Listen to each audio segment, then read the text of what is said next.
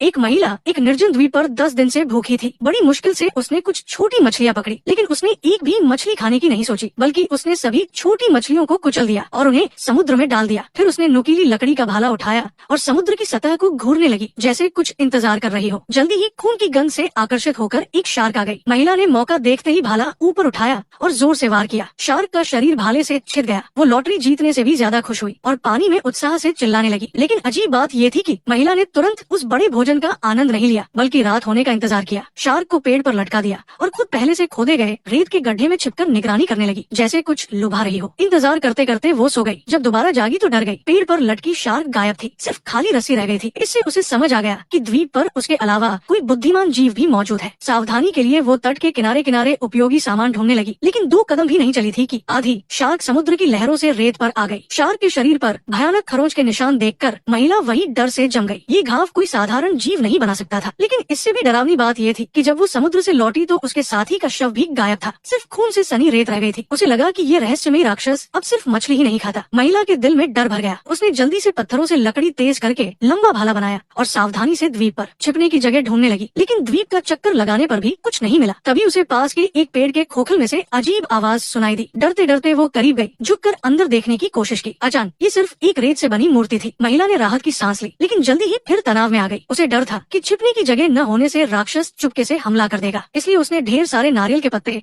और मोटी लकड़ियाँ इकट्ठा करके अस्थायी कैंप बनाया और हर समय राक्षस से सतर्क रही। लेकिन जैसे ही उसने सिर ऊपर उठाया, समुद्र में कुछ तैरता दिखा। निकाल कर देखा तो पता चला कि ये समुद्र दुर्घटना में बिछड़े साथी का शव है। लेकिन शव पर स्पष्ट कटे के निशान थे और चेहरे पर खरोंच ठीक वैसी ही थी जैसी शार्क पर थी। ये समझने के लिए कि आखिर माजरा क्या है, महिला ने फिर वही तरीका अपनाया। साथी के शव को रस्सी से पेड़ पर मजबूती से लटकाया और खुद अंधेरे में छिपकर निगरानी करने लगी। इस बार वो झपकी नहीं ले रही थी, पूरी तरह सतर्क थी। फिर उसने दिल दहला देने वाला नजारा देखा। 3 मीटर लंबा राक्षस पेड़ से शव खींचकर बेखौफ खाने लगा। महिला डर से सांस भी नहीं ले पा रही थी, बस सावधानी से आगे देख रही थी कि कहीं राक्षस उसे देख न ले। तभी हवाई जहाज की आवाज गूंजी। महिला बहुत उत्साहित हो गई। राक्षस के गायब होने पर वो मदद मांगने उठने वाली थी कि अचानक राक्षस उसके सामने आ गया। महिला ने तुरंत खुद को रोका, मुंह कसकर बंद कर लिया और जरा सी भी आवाज नहीं की। अच्छा हुआ कि राक्षस ने उसे नहीं देखा। महिला ने राहत की सांस ली। उसे समझ आ गया कि वो ऐसे नहीं बैठी रह सकती। द्वीप से भागने का कोई रास्ता ढूंढना होगा, वरना एक दिन राक्षस उसे जिंदा खा जाएगा। लेकिन यहाँ रेत और पत्थर के अलावा कुछ नहीं था। निराश महिला अचानक पास की लाइफ जैकेट नजर आई। उसके दिमाग में एक साहसिक विचार आया। उसने सूटकेस में रखे सारे कपड़े बाहर निकाले, लाइफ जैकेट अंदर रखी, मजबूती के लिए सारे बकल सबसे टाइट किए और फिर सूटकेस को खींचकर समुद्र में ले गई। सोचा इससे भाग सकती है, लेकिन उसने अपना वजन कम आका। चढ़ने से पहले ही सूटकेस पलट गया। कई बार कोशिश की, लेकिन सफलता नहीं मिली। महिला गुस्से से लाइफ जैकेट पीटने लगी। मजबूरन उसे भागने का प्लान छोड़ना पड़ा। रात होने वाली थी। जान बचाने के लिए वो पहले देखे पेड़ के खोखल में छिप गई ताकि राक्षस उसे न पा सके। लेकिन रात में खतरा आ ही गया। पहले चारों तरफ गहरी गुर्राहट हुई, फिर पूरा सूखा पेड़ जोर जोर से हिलने लगा। लेकिन सौभाग्य से खोखल की छाल मजबूत थी। कुछ देर बाद बाहर की गुर्राहट चली गई। महिला किसी तरह रात काटने में कामयाब रही। राक्षस की भयानकता देखने के बाद उसे पता था कि सबसे जरूरी है उससे बचना। सामने नारियल के पेड़ देखकर उसके दिमाग में एक अच्छा आइडिया आया। उसने एक बड़ा कपड़ा उठाया, उसमें लकड़ी से छोटे छेद किए, रस्सी से बेल्ट बांधी और पेड़ पर मजबूती से बांध दिया। फिर कपड़े को रस्सी से कसकर बांधा। जल्दी ही एक साधारण ऊंचा झूला तैयार हो गया। महिला बेसब्री से उस पर लेट गई। हालांकि जगह बहुत छोटी थी, लेकिन कम से कम गिरने का डर नहीं था। ऊंचाई पर रहने से ही राक्षस से बचाव संभव था और जीने की उम्मीद बनी रहती थी। जल्दी ही रात हो गई। महिला जैसे ही गहरी नींद में जाने वाली थी कि झूले के नीचे से डरावनी गुर्राहट आई। वो तुरंत जाग गई। डर सहते हुए नीचे झांका तो देखा राक्षस धीरे धीरे उसकी तरफ आ रहा है। महिला घबरा गई, झूले में सिकुड़ गई, सीने पर हाथ रखा और प्रार्थना करने लगी कि राक्षस उसे न देख ले। सौभाग्य से झूला काफी ऊंचा था। राक्षस इधर उधर देखने के बाद चला गया। महिला फिर बच गई, लेकिन उसे पता था कि द्वीप से भागना जरूरी है, वरना एक दिन राक्षस उसे मार डालेगा। तभी दूर समुद्र में एक लाइफ राफ्ट दिखी। वो बहुत खुश हुई और तैरकर उसके पास पहुंची। करीब जाकर देखा तो राफ्ट में समुद्र दुर्घटना में बिछड़े बॉयफ्रेंड और सबसे अच्छी सहेली बैठे थे। महिला बहुत खुश हुई और दोनों को किनारे पर ले आई। उपलब्ध सामान इकट्ठा किया और लाइफ राफ्ट से यहाँ से भागने की योजना बनाई। लेकिन बॉयफ्रेंड लंबे समय तक समुद्र में भटकने के बाद जमीन पर आया था, इसलिए किसी भी कीमत पर जाना नहीं चाहता था। महिला ने कितना भी समझाया कि यहाँ आदमखोर राक्षस है, वो नहीं माना, उल्टा उसे पागल समझकर डांटा। बात न मानने पर महिला समुद्र में जाकर शांत होने लगी और सोचने लगी कि रात कैसे काटेगी। इधर बॉयफ्रेंड